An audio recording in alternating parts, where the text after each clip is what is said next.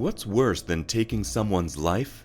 Taking someone's life and not feeling the least bit remorseful. In today's video, we will be showing you some of the most cold-hearted killers from around the world.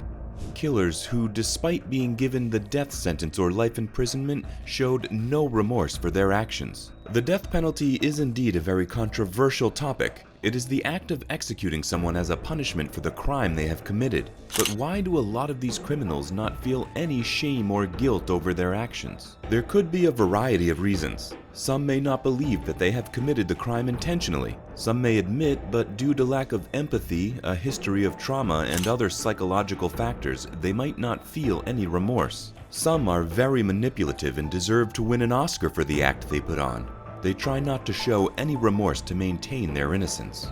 We will be showing you some real-life court trial, so keep watching and let us know in the comments if you think justice has been served. Mikel Brady. The first person we will be talking about is Mikel Brady, a man whose life took a dramatic turn that ultimately led to his death. I stabbed him like 4 to 8 times. She was supposed to go down in one hit. Brady was previously jailed for shooting a state highway patrol trooper during a traffic stop in 2013. He pleaded guilty to assault. He was sentenced to a maximum of 24 years in prison. And during this time, he planned on escaping, thinking he had nothing to lose. Brady attempted to escape prison on the 12th of October 2017, and in that process killed 4 prison workers by beating them to death with claw hammers. In his trial, he talks about how he had access to a lot of tools when he started working in the sewing plant. That prompted him to start thinking of a plan to escape. Initially, he was just going to do it all alone, but then included 3 other inmates. He started planning with his accomplices about how they were going to execute the escape. All of them were assigned some supplies and tasks. On the night of the escape, in an attempt to escape, he punched one of the prison workers until she fell down on her face. The other 3 workers were brutally attacked as well. One of the victims was stabbed 65 times. Brady and the other 3 inmates ran to the fences until they got caught. Throughout the trial, Brady could be seen wearing a smug smile on his face. He showed no remorse during the trial. His callousness can be seen in the way he described that one of his fellow inmates attacked one of the corrections officers until they stopped. When asked what he meant by that, he said, "stopped moving." Other prison workers explained how there was a bloodbath between the bodies and how difficult it was for them to get between them. The prosecutor explained the vicious way in which Brady and his inmates attacked the workers like they were hitting concrete with a hammer. When Brady was questioned whether he understands the difference between right and wrong and accepts that a murder is wrong, Brady unashamedly said murder is just another kind of death, as if he had no role to play in this so-called death. Brady was sentenced to death on 28 October 2019. Martez Abram. Our second story for today is about Martez Abram, who in 2019 was convicted of shooting co-workers in Walmart, Brandon Gales and Anthony Brown. 2 people lost their lives and a police officer was gravely injured. Abram had been working in Walmart for 20 years. During the shooting, he has also tried to set fire to the store. He was also found in possession of an AK-47. Stop. Mr. Gale is on the floor going down at this point, isn't he? Yes. During the trial, when Abram was showed the footage of his heinous crimes, he behaved in a paranoid way as if he couldn't believe what he was seeing. He kept trying to look away and cover his face with his hands. When the judge sentenced him, Abram broke down in the court. Surprisingly, Abram had no criminal history, but his sister came to the stand to express how Abram was getting distant and wouldn't even want to be associated with his family anymore. He had started pulling himself away. The prosecutors wanted Abram to be sentenced to death, which would have required a unanimous vote. The defense wanted the punishment to be mitigated and toned down to life imprisonment without the possibility of parole. However, the jury decided to unanimously vote for the death sentence.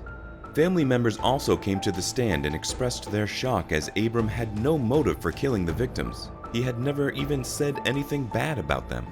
One of the victims was Brandon Gales, whose aunt came to the stand, spoke about how loving and caring he was to his family. He was hardworking Brandon and would work long hours at Walmart. But sadly, that was also the place where he lost his life. The wife of the other victim, Anthony Brown, came to the stand and gave an emotional testimony as well. She expressed about how Abram will face consequences for his actions, but God is the only one who will save his soul. Brandon's aunt also stated how God required them to forgive him, and with prayer and time they will be able to forgive him.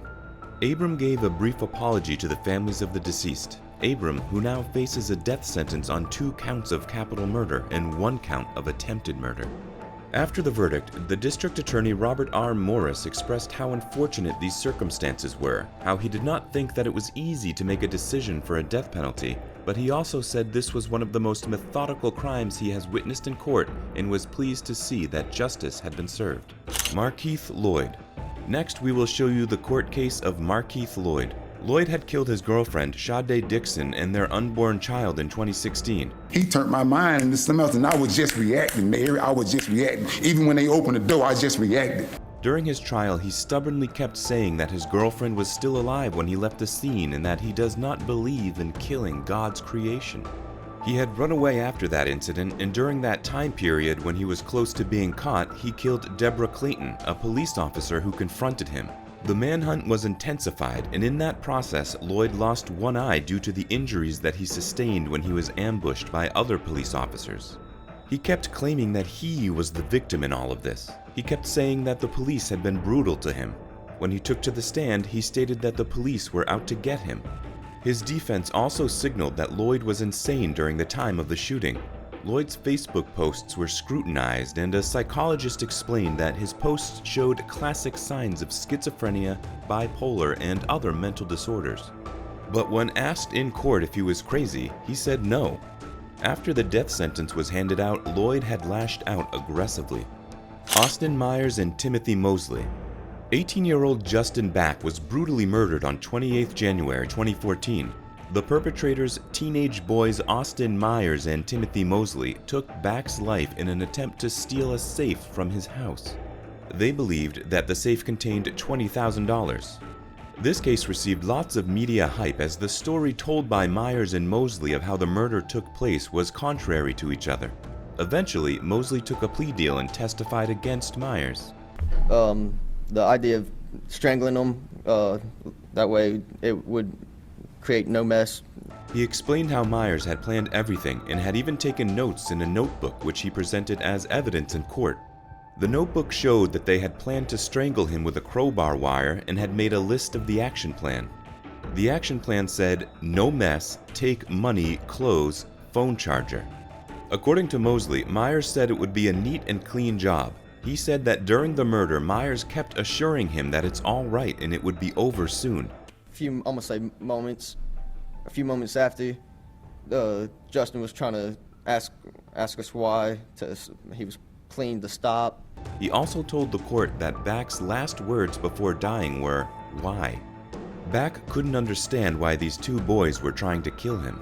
During the attack, the crowbar wire got stuck around Back's chin, so Mosley had to use a knife to kill Back. He stabbed Back 21 times. Due to this testimony, Mosley received a life sentence without parole, while Myers received a death sentence. After the teenage boys disposed of the body, they opened the safe only to find random items in it. During the trial, in a heartbreaking testimony, Back's mother spoke to Mosley and said that when Myers made this plan, Mosley could have refused to assist him. She said that when Back was pleading for mercy, he could have stopped and given Back another chance to live, but he didn't.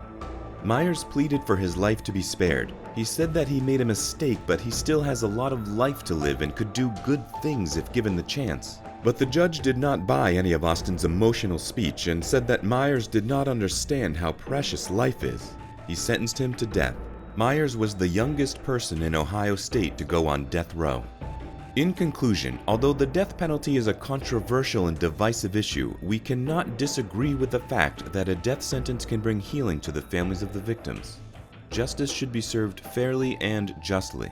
Thank you for watching, and let's continue the conversation in the comments below.